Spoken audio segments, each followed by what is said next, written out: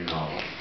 And then, just so you know, there's this ceremony after this. And then there's a meet and greet for readers of mine from 4 to 5. And so I hope to meet and greet you then.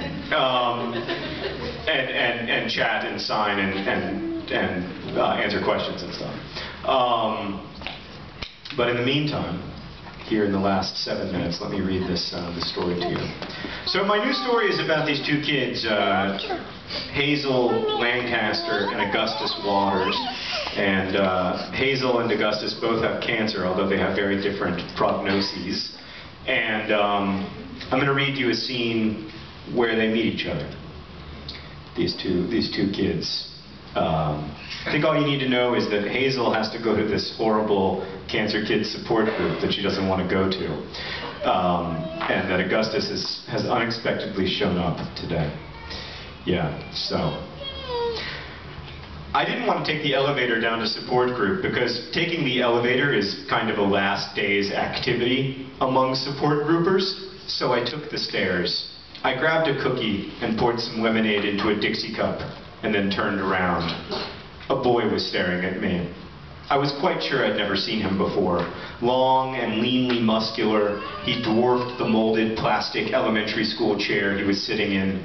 Mahogany hair, straight and short. He looked my age, maybe a year older, and he sat with his tailbone against the edge of the chair, his posture aggressively poor, one hand half in a pocket of dark jeans. I looked away, suddenly conscious of my myriad insufficiencies, and yet, when I cut a glance back to him, his eyes were still on me. It occurred to me why they call it eye contact. I'm going to skip ahead. So they go to this, they have this support group thing, you know, and it's horrible, and everybody's telling everybody, you know.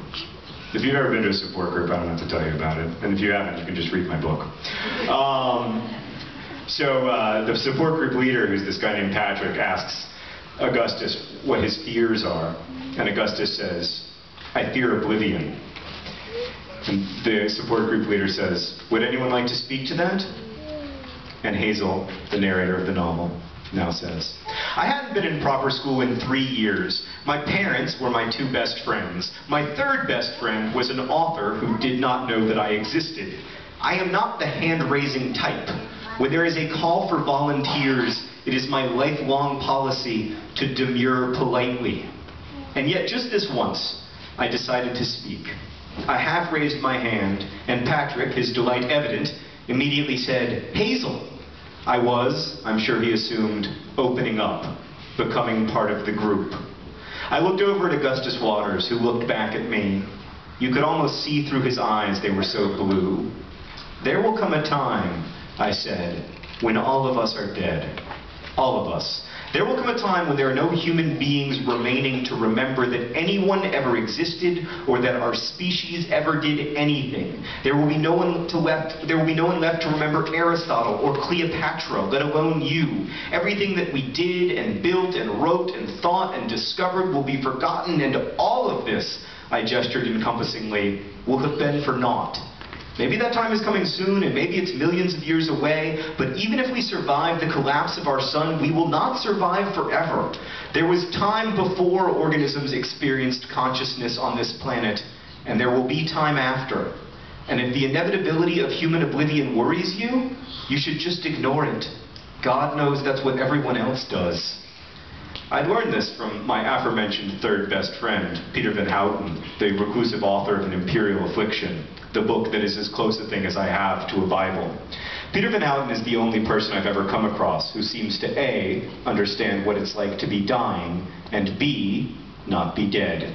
After I finally shared with the group, there was quite a long period of silence as I watched a smile spread all the way across Augustus's face. Not the little crooked smiles I'd seen earlier of the boy trying to be sexy while he stared at me, but his real smile, too big for his face.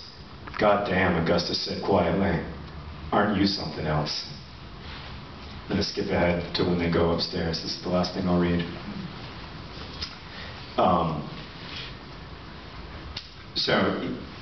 They go upstairs, and they're watching these 2 kids make out. after he's told her that she looks like Natalie Portman. And he wants her to go see V for Vendetta with him. That's his goal. And it's just the two of them standing there. Yeah. They're watching these kids make out. It's difficult to ascertain whether he's trying to arouse her or perform a mammogram, Augustus Waters said.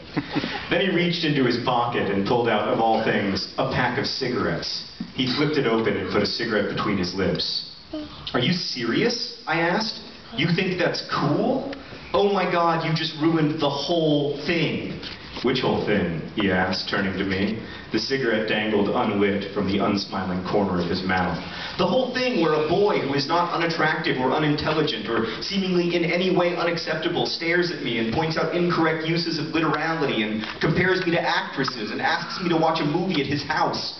But of course there is always a hamartia, and yours is that, oh my God, even though you had freaking cancer, you give money to a company in exchange for the opportunity to acquire yet more cancer. Oh my God, let me just assure you that not being able to breathe sucks. Ugh, totally disappointing." "A hamartia?" he asked, the cigarette still in his mouth. It tightened his jaw. He had a hell of a jawline, unfortunately. "A fatal flaw," I explained, turning away from him. I stepped toward the curb, leaving Augustus Waters behind me, and then I heard a car start down the street. It was Mom. She'd been waiting for me to, make friends or whatever. I felt this weird mix of disappointment and anger welling up inside of me. I don't even know what the feeling was, really, just that there was a lot of it, and I wanted to smack Augustus Waters and also replace my lungs with lungs that don't suck at being lungs. So anyway, I was just standing there with my Converse on the very edge of the curb, the oxygen tank behind me, and right as my mom pulled up, I felt a hand grab mine. I yanked my hand free, but I turned back to him. "They don't kill you unless you light them," he said, as Mom arrived at the curb. And I've never lit one. It's a metaphor, see? You put the killing thing right between your teeth, but you don't give it the power to do its killing. "It's a metaphor," I said, dubious. "It's a metaphor," he said. "You choose your behaviors based on their metaphorical resonances?" I said. "Oh yeah," he smiled. The big, goofy, real smile. I'm a big believer in metaphor, Hazel Grace. I turned to the car, tapped the windshield. It rolled down. "I'm going to a movie with Augustus Waters," I said.